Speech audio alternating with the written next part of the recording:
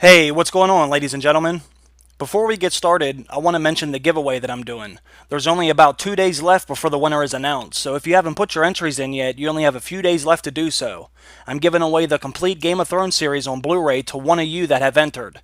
And if you haven't yet, just go down to the link down in the description where there are multiple ways you can submit an entry, which will give you more chances to try to win this series. I want to thank those of you that have participated. This is something I wanted to give back for supporting me and the videos that I make, which I truly do appreciate, so good luck to everyone. And there's one more thing I want to mention.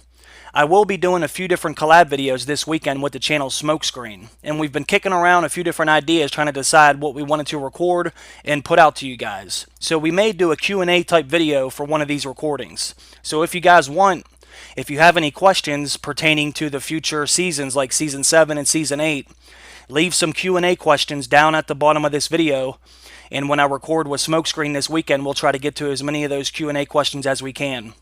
But like I said, just try to make them Season 7 and Season 8 related, so we can give you our future prediction and theories. So thank you guys, and let's get things started. We died today, brothers. We die bleeding from 100 wounds, with arrows in our necks and spears in our guts. But our war cries will echo through eternity. They will sing about the Battle of Winterfell until the Iron Islands have slipped beneath the waves. Every man, woman, and child will know who we were and how long we stood. Ironborn warriors will cry out our names as they leap onto the shores of Seaguard and Faircastle. Aye. Mothers will name their sons for us. Aye. Girls will think of us with their lovers inside them. Aye. And whoever kills that fucking hornblower will stand in bronze above the shores and fight. Aye. What is dead may never die. Today I want to talk about Theon Greyjoy and his story arc and some of the things I think he can do in order to redeem himself, and possibly even be remembered as a hero. But this isn't going to be an easy thing to do considering the road Theon has been on. But I will briefly start from the beginning and work my way up to Theon's potential newfound glory. Theon was once hostage and ward of Ned Stark, but he ended up becoming almost a part of the family. There was even a time that Theon said Ned Stark was like a second father to him. And although Theon would never be a Stark by blood, Robb Stark was like a brother to him. Lady Catelyn even showed Theon more respect than she did Jon Snow, who was related to her children and husband by blood. Theon did pretty much everything with the Starks. He didn't live like a typical hostage or ward would. But as much love that Theon ended up having for the Starks, there came a point to where he grew tired of being looked down upon by others that he came in contact with. Throughout the first season, every time someone made a remark to Theon about his living situation, you could see the wheels slowly starting to turn inside his head. He wanted some respect, and he also wanted to be loved by his true father, like any son would, which is completely understandable. But a few miscalculations led Theon down a dark path during his quest for this respect and power that he so eagerly wanted. There was a key moment that took place in the beginning of this story that set the tone for the rest of the series, and could potentially play a big role in Theon's future. This is when Jaime Lannister pushes Bran Stark from the window of the tower at Winterfell. And I gotta be honest guys, I was very surprised the first time I saw this. I was not expecting one of the main characters to attempt to murder a child, who was another main character in the very first episode of this series. But luckily Bran survived, although crippled, but he did not remember how he fell.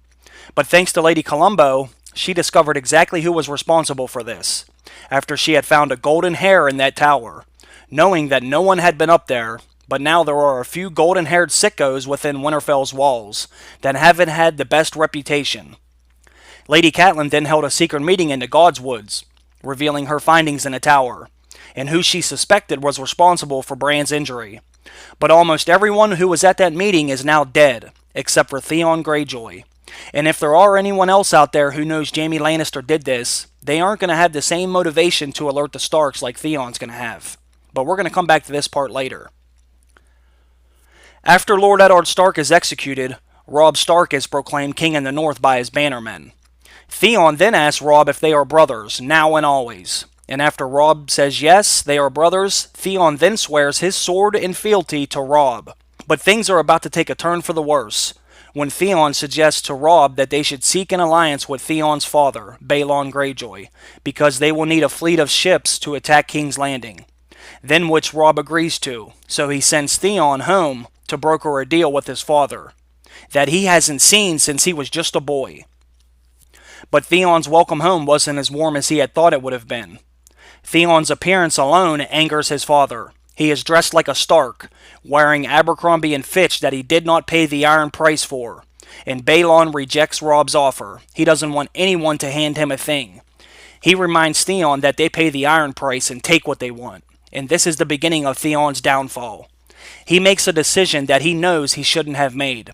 But deep down he knows he is ironborn. And he wants the respect from the men, and only wants to be loved and thought of as a man by his father. Which I can't blame the guy, but he made a critical mistake in doing so, when he decided to attack Winterfell, and hold everyone there prisoner. Then he forces Bran Stark to yield to him, which was a decision that should have cost him his life. But as we all know, something much worse ended up happening to Theon. Theon ends up a prisoner of Ramsay Bolton's, and is brutally tortured for years. And even though I was angry at him for what he did at Winterfell, the torture was so much that I wanted it to stop. I wanted Ramsay to show him some mercy, whether that be stopping the torture altogether or putting Theon out of his misery. Either way, no man should be tortured like that and for that long. But then Sansa shows up, and is pretty much left with no choice but to marry Ramsay Bolton, who ended up beating and raping her as well, even forcing Theon to watch at times.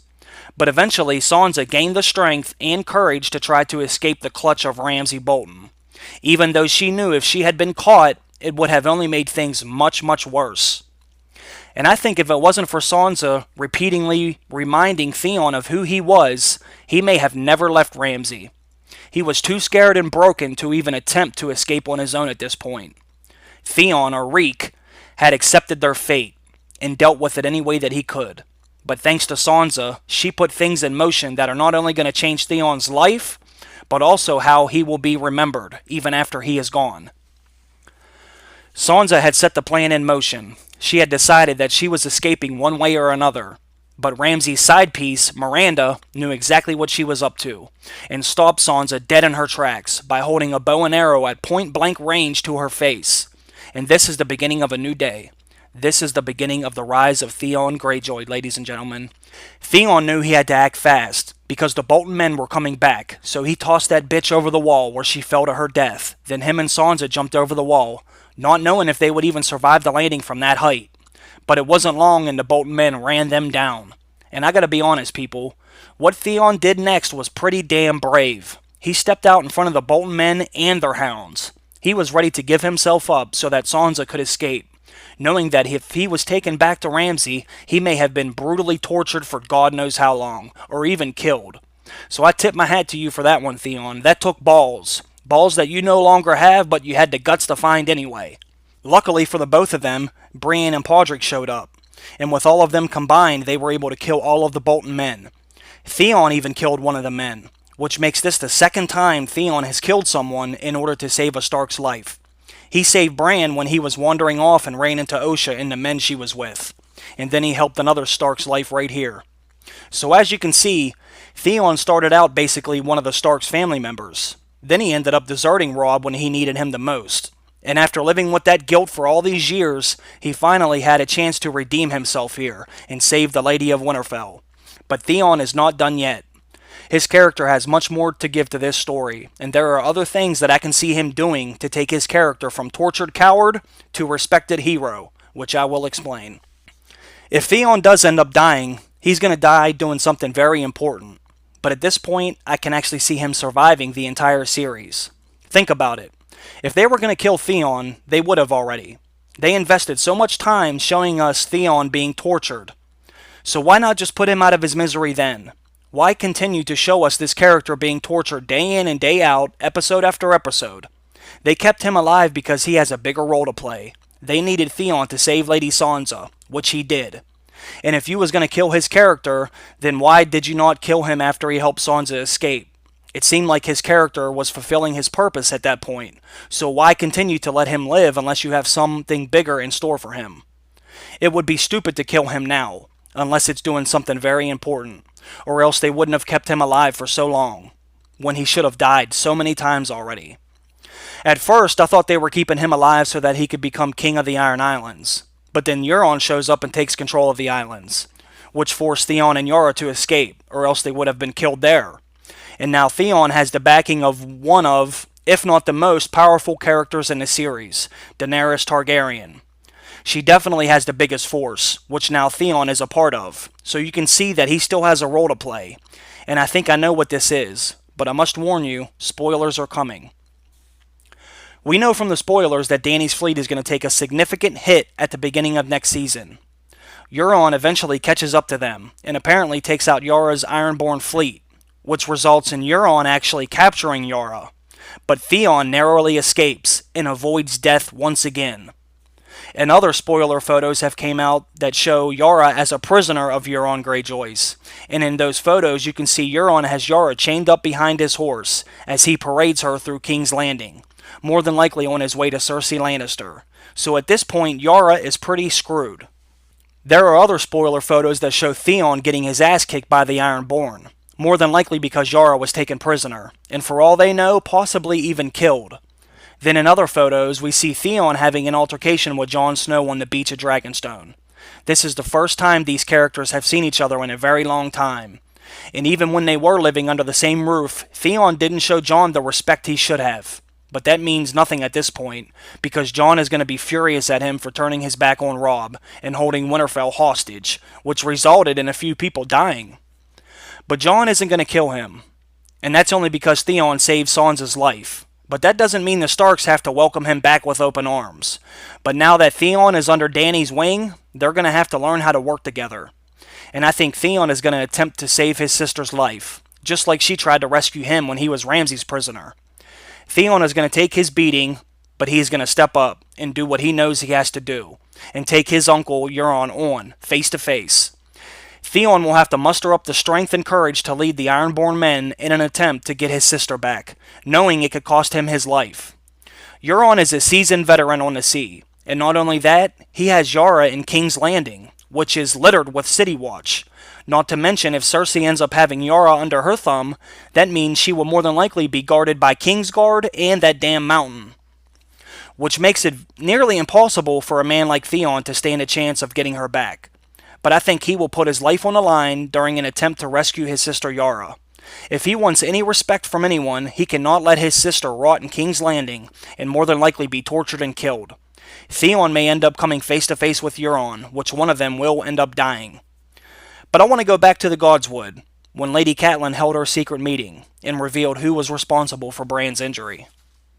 Now that Theon is a free man and able to speak on his own, this gives him the perfect opportunity to reveal this information to the Starks, Jon especially.